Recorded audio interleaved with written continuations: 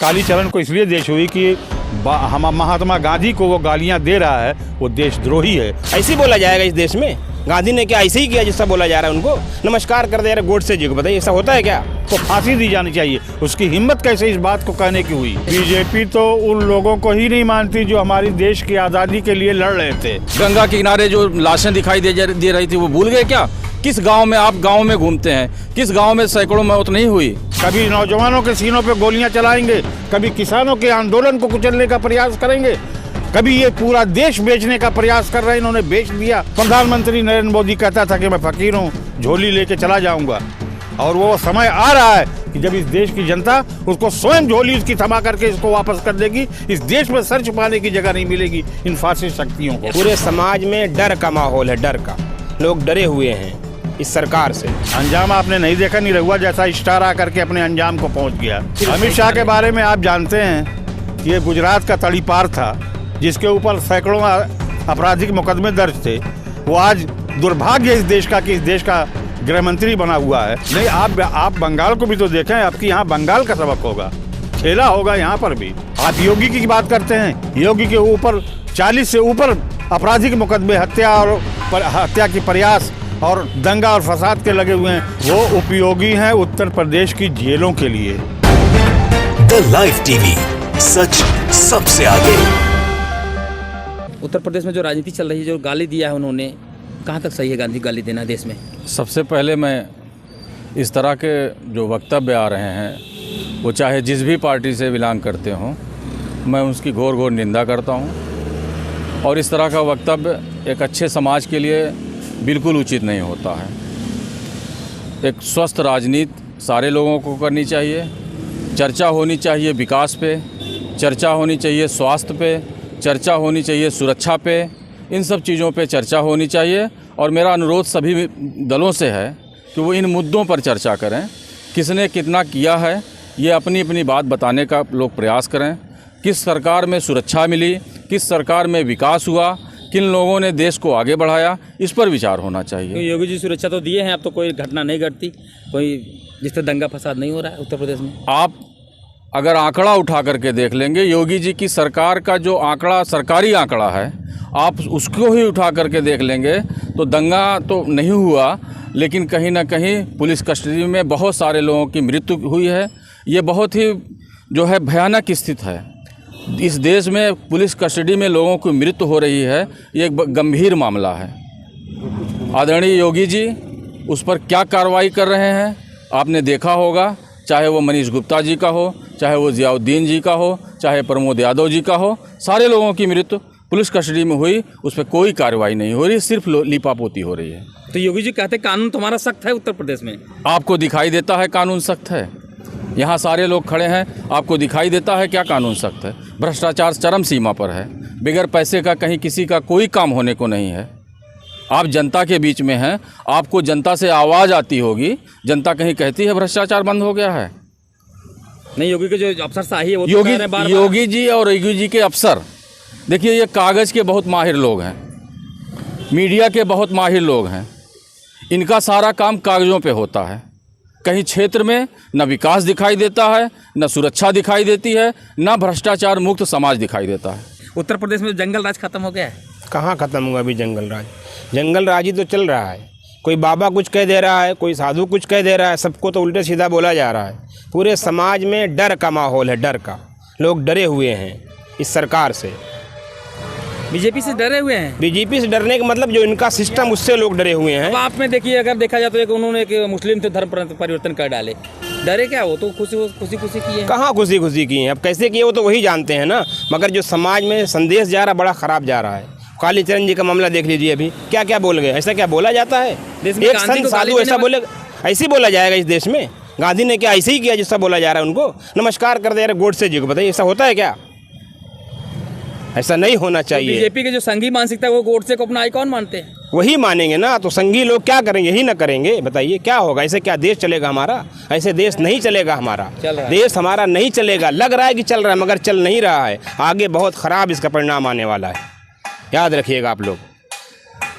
ऐसा आप चिंतित वाली भाषा क्यों बोल रहे हैं? चिंतित वाला भाषा नहीं बोल रहा हूँ, चिंतित वाली भाषा नहीं बोल रहा, मगर जो माहौल ये क्रिएट कर रहे हैं, ख़राब कर रहे हैं भाई, समाज में बड़ा ख़राब संदेश जा रहा है इससे। आपको किसान सम्मान निधि मिल रहा है ना? नहीं मिल रहा है। कहें अब क्या बताऊँ कहें? हाँ, नहीं मिल रहा है। क्या क्या मिला? ये बीजेपी ने 4 किलो 5 किलो राशन दे रही है आपको। हाँ, 5 किलो राशन मिल रहा दे रही है, पैसा दे रही है, किसान निधि दे रही है, और किसान निधि नहीं मिल दवाई रहा। फ्री कर दी है, तब हाँ। दिक्कत क्या है? राशन मिल रहा है सिर्फ, और कोई फायदा नहीं मिल रहा है। न पेंशन मिल रही है, न किसान निधि मिल रही है। ये बताइए, उत्तर प्रदेश योगी सरकार जो सरकार चला रही है, ये गांधी को गाली दे रहा है, कोई गोडसे जिंदाबाद के नारे लगा रहा है। आप तो बड़े पुराने विधायक हैं, पूर्व विधायक हैं, क्या कहेंगे इसके ऊपर? क्या टिप्पणी करेंगे बीजेपी के ऊपर? टिप्पणी सिर्फ ये है कि अंधभक्तों की आंखें अभी खुल जाना चाहिए कि जिन लोगों ने इस देश को अपना खून सींच करके आज़ाद कराया था, जिन लोगों ने इस देश की आज़ादी के लिए अपना सब कुछ निछावर किया, जो फांसी के फंदे पर चढ़े, जिन्होंने गोलियां खाई सीनों पर, जिनकी आंखों में कुछ सपने थे कि इस देश में समानता का राज चलेगा, इस देश में सारे धर्म सारी जातियां मिल करके देश के विकास के लिए आगे बढ़ेंगी, उन सपनों को, उन शक्तियों को जिन्होंने सब कुछ किया देश के लिए, उनको भाजपा की फासिस्ट शक्तियाँ, ये वही शक्तियाँ हैं जिन्होंने अंग्रेज़ों की दलाली और मुखबिरी करके हमारे उन वीरों को फांसी के फंदे पर चढ़वाया था जिन्होंने आज़ादी के लिए इस देश में संघर्ष किया था। ये वो लोग हैं। सुभाष चंद्र बोस जी इस देश के युवाओं के दिलों में बसते हैं, इस देश के इतिहास में बसते हैं, और इस देश के हर बुद्धिजीवी के सीने में बसते हैं कि सुभाष चंद्र बोस की जो इस देश के लिए कुर्बानियाँ हैं उनको कभी भुलाया नहीं जा सकता, और सब लोग याद करते हैं उनको। ये तो इससे पहले की सरकारें थीं जिन्होंने उनको पीछे करके अपने कद को आगे बढ़ाया है। कभी कांग्रेस पार्टी ने इस काम को अंजाम दिया, तो आज भारतीय जनता पार्टी इस काम को कर रही है, क्योंकि देश के जो असली नायक थे, जिन्होंने इस देश के लिए अपना सब कुछ निछावर किया, उनको ये लोग पर्दे के पीछे रखने कौन मानता? बताइए मुझे। आप लोग भले लेके गठरी घूम रहे हैं नायक की, कौन मानता? बीजेपी मान रही है क्या? उनके लोग गाली देते हैं मन से। बीजेपी तो उन लोगों को ही नहीं मानती जो हमारी देश की आज़ादी के लिए लड़ रहे थे, उनके खिलाफ मुखबिरी की थी इन लोगों ने। हरिद्वार में जो धर्म संसद हुआ था, ये लोग ऊपर मुकदमा क्यों नहीं हुआ? ये धर्म संसद नहीं, बल्कि ये अधर्म संसद है। ये संसद ऐसे नहीं, संसद बड़ा पवित्र स्थान है जो देश के संविधान की, देश की असीमता की, देश की एकता की, देश की अखंडता की रक्षा करता है। संसद देश को तोड़ने की और खून खराबा करने की जगह नहीं है। ये अधर्मी लोग हैं जो राम का नाम लेकर के राम की आत्मा को अपमानित कर रहे हैं। इस देश के लोगों की आंखें खुल गई हैं। इनको आने वाले दिनों में ये इस देश की जनता सबक सिखाएगी। कभी ये गांधी को गाली देंगे, कभी ये सुभाष चंद्र बोस के खिलाफ षड्यंत्र करेंगे, कभी ये संविधान के खिलाफ कदम उठाएंगे, कभी नौजवानों के सीनों पे गोलियां चलाएंगे, कभी किसानों के आंदोलन को कुचलने का प्रयास करेंगे, कभी ये पूरा देश बेचने का प्रयास कर रहे हैं। इन्होंने बेच दिया ऐसे लोगों को जो देश के दुश्मन हैं। प्रधानमंत्री नरेंद्र मोदी कहता था कि मैं फकीर हूँ, झोली लेके चला जाऊँगा, और वो समय आ रहा है कि जब इस देश की जनता उसको स्वयं झोली उसकी थमा करके इसको वापस कर देगी। इस देश में सर छुपाने की जगह नहीं मिलेगी इन फासिस्ट शक्तियों को। बीजेपी एक सीट नहीं जीत पाएगी अब की बार। मेरी भविष्यवाणी नहीं, बल्कि इस आजमगढ़ जनपद की मिट्टी की ये फितरत है कि यहाँ देशद्रोहियों के लिए कोई जगह नहीं है। ये देशद्रोही है बीजेपी के लोग। फिर भी तो यहाँ तो भी निरहुआ जैसे बड़े बड़े स्टार कलाकार और कई सारे उनका अंजाम क्या हुआ? अंजाम आपने नहीं देखा। निरहुआ जैसा स्टार आकर के अपने अंजाम को पहुंच गया। वो तो ईश्वर को भी चैलेंज कर रहा था, भगवान को भी चैलेंज कर रहा था। तो अब उसके लिए ऐसे कोई मिटा नहीं सकता। हाँ, विधि के विधान की बात करता था। तो ऐसे पागलों की बात क्या की जाए? ये तो इस लायक नहीं कि इनका नाम हम लोग, हमारे जैसे लोग लें। अमित शाह आए, योगी जी आ रहे हैं, और फिर अमित शाह के बारे में आप जानते हैं कि ये गुजरात का तड़ीपार था जिसके ऊपर सैकड़ों आपराधिक मुकदमे दर्ज थे। वो आज दुर्भाग्य इस देश का कि इस देश का गृह मंत्री बना हुआ है। आप योगी की बात करते हैं, योगी के ऊपर 40 से ऊपर आपराधिक मुकदमे, हत्या की प्रयास और दंगा और फसाद के लगे हुए हैं। उन्होंने अपने ही कलम से अपने ऊपर चले हुए मुकदमों को पीछे हटा लिया। उनको तो अयोग्य करार दे दिया जाना चाहिए कि इस देश को लोकतंत्र में। योगी जी ने आयोग की बात करें, योगी जी ने नारा दिया है मुख्यमंत्री प्रधानमंत्री ने कि उत्तर प्रदेश में योगी उपयोगी है। आप कह रहे योग वो उपयोगी हैं उत्तर प्रदेश की जेलों के लिए। वो उपयोगी हैं कि जनता उनको उनका सबक सिखाए, इस बात के लिए उपयोगी हैं। वो उपयोगी इस देश के और इस प्रदेश की जनता के हित के लिए नहीं है। वो जेल के उपयोगी हैं। सत्ता से बाहर भगाए जाने के उपयोगी हैं। तो बीजेपी तो कह रहा है अब की बार हम फिर आ रहे हैं मोदी जो बीजेपी तो भगवान बनी गई है। बीजेपी को अपनी बेईमानी पर और अपने हेर फेर पर पूरा विश्वास है। आपने पंचायत चुनाव में, ब्लॉक प्रमुखी के चुनाव में इनको देखा नहीं, इनका चेहरा अब भी नहीं बेनकाब हुआ यहाँ के लोगों का। उत्तर प्रदेश विधानसभा के पूर्व अध्यक्ष का जो बुजुर्ग हैं माता प्रसाद पांडे जी, उनके साथ बदतमीजी हुई इस सरकार में। उनको गिरा 80 साल 90 साल की उम्र का बुजुर्ग जो इस देश की विधानसभा का अध्यक्ष रहा हो, स्पीकर रहा हो, उसके साथ जब दुर्व्यवहार हुआ है तो कौन बाकी रहेगा, मुझे बता दें। ये ब्राह्मण की बात करेंगे, ब्राह्मणों के साथ जो अत्याचार हुआ है इस वक्त उत्तर प्रदेश में। बीजेपी तो कह रहे ब्राह्मण हमारे साथ हैं। अब बीजेपी को पता लगेगा जब इस चुनाव सामने आएगा। बार बार बीजेपी का भी देखो ब्राह्मणों की संसद कर रहे हैं। नहीं, बीजेपी तो सबको अपने साथ कह रही, सब लोग बता रही, लेकिन ये किसान भी किसानों को बेईमान बता रही थी, गलत बता रही थी। उनको कभी देशद्रोही कहती थी, कभी पाकिस्तानी कहती थी, और उन्हीं किसानों से माफ़ी मांग करके अपनी गलतियों को स्वीकार कर लिया। निर्लज्ज लोग हैं ये। तो उत्तर प्रदेश सरकार योगी जी, मैं बता रहा हूँ, जो एक देखा बीजेपी के जो एक तथाकथित मीडिया चैनलों पर दिखाया जाता है कि योगी जी का आंकड़ा कम नहीं हो रहा है उत्तर प्रदेश में। ग्राफ देखिए जो उपलब्धि है, देखिए उनका ग्राफ। आप भी पत्रकार हैं और मैं मीडिया को बहुत ज़्यादा दोषी नहीं मानता हूँ। मीडिया की अपनी आवश्यकताएं होती हैं, अपनी मजबूरियां होती हैं। आप जैसे लोग कम होते होंगे जो उन मजबूरियों को ध्यान में नहीं रखते, वरना पेट और रोजी रोटी का सवाल सबके सामने खड़ा रहता है। उसी लालच में मीडिया कर्मी इसको आगे बढ़ाते रहेंगे और उसको दिखाते रहेंगे अंतिम समय तक कि बीजेपी जीत रही है। तो क्या ये मीडिया वाली हाल नहीं हो सकती यहाँ पर? बिहार वाला हाल यहाँ नहीं होने जा रहा है। बिहार के हार से यहाँ के लोगों ने सबक सीखा है। बंगाल का हाल क्यों नहीं आपको याद आता? कहाँ थी वो तो बेईमानी। हाँ, नहीं, आप बंगाल को भी तो देखें। आपकी यहाँ बंगाल का सबक होगा, खेला होगा यहाँ पर भी। तोड़ फोड़ में, खरीद फरोख्त में भाजपा बहुत आगे है। और बिहार में जो हुआ है, जिस तरह का नंगा नाच बिहार में, काउंटिंग को रोक करके 2 बजे 3 बजे रात में काउंटिंग शुरू करना, ये कहाँ का न्याय है? ये लोकतंत्र की व्यवस्था है क्या? ये तो डकैती है। बिहार में भाजपा की सरकार बेईमानी की सरकार है। भाजपा ने वोट से सरकार नहीं बनाया है, उन्होंने बेईमानी से सरकार बनाया है। उन्होंने गिनती में हेरा फेरी की है। ये तो विपक्ष हमेशा लगातार विपक्ष ही नहीं, ये आपका मीडिया भी इस बात को कह रहा था। वहाँ सारी आवाम कह रही थी। ये मेरे द्वारा सिर्फ नहीं कहा जा रहा है, ये पूरा देश जानता है। बहन जी के अलावा कौन आ रहे उत्तर प्रदेश में? बहन जी का शासन, उनकी कानून व्यवस्था आप लोगों ने देखा है। जिस तरह का शासन और जिस तरह का राज चला करके लोगों को न्याय दे करके बहन जी ने साबित किया है। अगर ईमानदारी से यहाँ के लोग उसका आकलन करेंगे तो बहन जी के अलावा कोई नहीं, सिर्फ बहन जी। उत्तर प्रदेश में जिस तरह से बीजेपी जय श्री राम चिल्ला रही है, हाँ, उसी तरह से उत्तर प्रदेश में इंशा अल्लाह चिल्लाया जा रहा है, बोला जा रहा है। तो ये मन से क्या जा रहा है? इंशा अल्लाह का मतलब कुछ और होता है और जय श्री राम का मतलब और होता है। हम इस देश के नागरिक हैं। तो क्या मन से एक ऐसे आप बात सुन लें। हमको ना श्री राम से तकलीफ है और ना इंशा अल्लाह से तकलीफ है। इस देश के संविधान ने, इस देश की आत्मा ने, इस देश की मिट्टी ने जो हमको सिखाया है वो ये सिखाया है कि वसुदैव कुटुंबकम। पूरा विश्व, पूरी दुनिया वो एक कुंबा है, एक परिवार है। हिंदू हो, मुस्लिम हो, सिख हो, ईसाई हो, छोटा हो, बड़ा हो, सारे लोगों के अंदर एक ही आत्मा बसती है। सारे लोग एक ही माँ बाप की औलाद हैं, एक ही परिवार का अंग हैं। सबके अपने अपने रास्ते हैं। हमको किसी के रास्ते से कोई विरोध नहीं। विरोध सिर्फ उन लोगों से है जो हिंसा को बढ़ावा देते हैं, जो दंगे फसाद करने की बात करते हैं, जो देश को तोड़ने की बात करते हैं, जो ऊंच नीच की बात करते हैं। विरोध सिर्फ उनसे है, वरना इस देश के सारे लोग आपस में भाई हैं। जी, ये तारीफ में आखिर क्यों कर? बहन जी 5 साल से कहीं बाहर निकली क्या? कोई बड़े मुद्दे या किसी मुद्दे पे की खाली ट्वीट करते हैं तो प्रेस कॉन्फ्रेंस करते हैं। बहन जी जिस वर्ग के जिन लोगों का नेतृत्व कर रही हैं, जिन गरीबों की आवाज़ हैं, उनके लिए जो उचित स्थान है वो असेंबली और पार्लियामेंट है।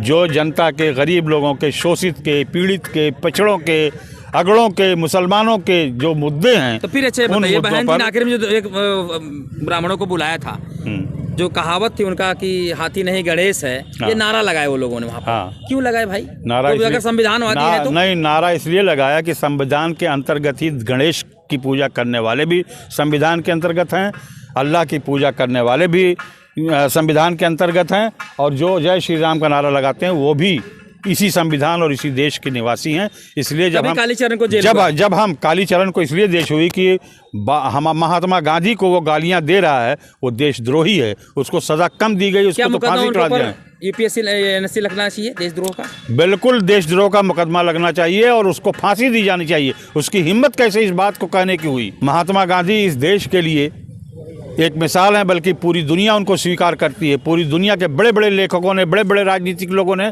उनकी प्रशंसा की है। तो गांधी जी को अगर गाली दी जाएगी इस देश में, हम हो सकता है कि उनकी इसी राय से हमको विरोध हो, लेकिन वो बहरहाल राष्ट्रपिता कहलाते हैं और उनको गाली बीजेपी एक भी शब्द नहीं बोली है इस मुद्दे पर। अभी तक कोई बड़े नेता उनके नहीं आए हैं कि ये ऐसे चीज जो धर्म संसद लगा के, भगवा लग पहना के, टीका लगा, वो तो कहता मैं बाबा भी नहीं हूँ। अब तो पल्ला झाड़ लिया, वो धर्म से झाड़ लिया। मैं एक प्रश्न आपसे करना चाहता हूँ, आपको नहीं लगता ये प्रायोजित है? इस तरह से किसी धर्मगुरु से बुलवाना और धर्म संसद करके उसमें किसी को बुरा भला कहना, ये प्रायोजित नहीं लगता क्या?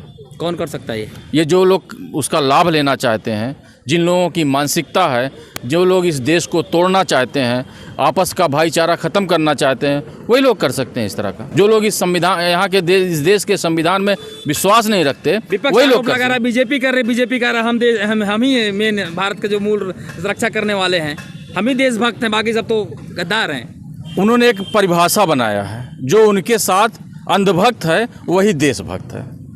सही देशभक्तों को वो देशभक्त नहीं मानते। बीजेपी तो यही कहती, भाई मैं तो देख रहा हूँ, जब तक लगातार वो लोग कहते हैं आपको सीधा कह देंगे आप गद्दार हैं, मैंने आप आपसे कहा ना, वो सिर्फ अंधभक्त को देशभक्त मानते हैं।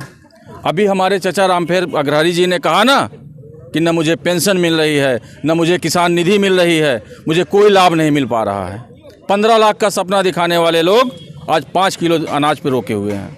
5 किलो अनाज से क्या इस देश में लोगों का काम चल पाएगा? मोदी जी उनका परिवार चल पाएगा? मोदी जी कोरोना काल में देश को बचाया है। क्या बचा लिया है? आप भूल गए क्या? गंगा के किनारे जो लाशें दिखाई दे रही थी, वो भूल गए क्या? किस गांव में आप गांव में घूमते हैं, किस गांव में सैकड़ों मौत नहीं हुई ऑक्सीजन की कमी से? कहाँ इन्होंने ऑक्सीजन की व्यवस्था किया? किस अस्पताल में जो है व्यवस्था थी? कोरोना के कार्यकाल में पूरी तरह देश टूटा हुआ था, लोग त्राही त्राही कर रहे थे। एक ऑक्सीजन के लिए लोग 50-50 हज़ार रुपया दिए हैं, डॉक्टरों ने लूटा उस समय। और आप भी इसी देश के रहने वाले हैं, आप भी क्षेत्र में घूम करके देखते रहे होंगे किस तरह से लोग बिल्कुल असहाय महसूस कर रहे थे। लोगों को ये दिखाई दे रहा था कि हमें कोई सुविधा नहीं मिल पा रही है, कहीं कोई मरीज किसी अस्पताल में भर्ती नहीं हो पा रहा था, किसी को ऑक्सीजन नहीं मिल पा रहा था। इस देश का दुर्भाग्य है। इतना लंबा समय, पहला फर्स्ट राउंड आने के बाद जब दूसरा राउंड आया, एक लंबा समय मिला था इस देश को। चाहे होते तो ये बहुत सारी व्यवस्था कर लिए होते, लेकिन इन्होंने कोई व्यवस्था नहीं किया। इनको तो चुनाव दिखाई दे रहा था, इनको तो ट्रम्प दिखाई दे रहे थे, इनको तो अमेरिका दिखाई दे रहा था। आज तो ट्रम्प तो गए, तो चले गए। मोदी जी जाना ही है, इनको भी जाना है। इस देश की जनता बहुत जागरूक है। इस देश की जनता फाशिस्टवादी नहीं है।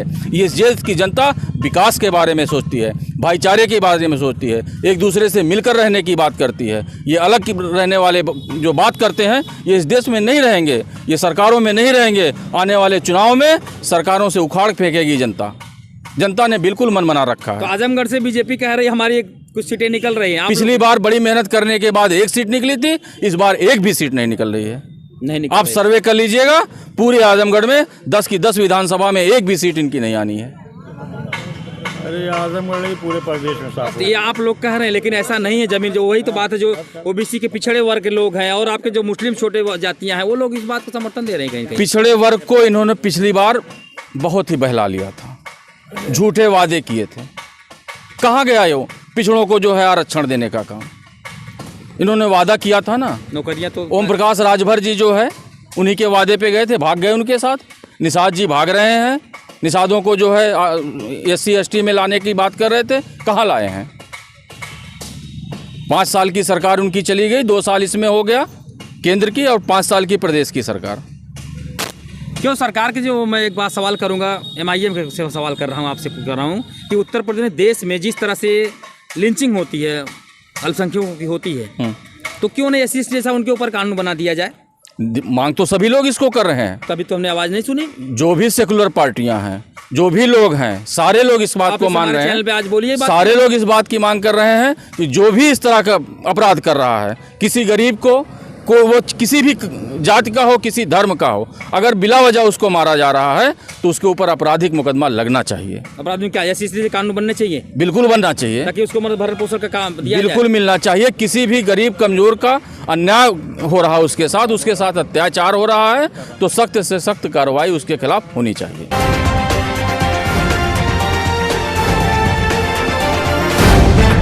द लाइव टीवी, सच सबसे आगे।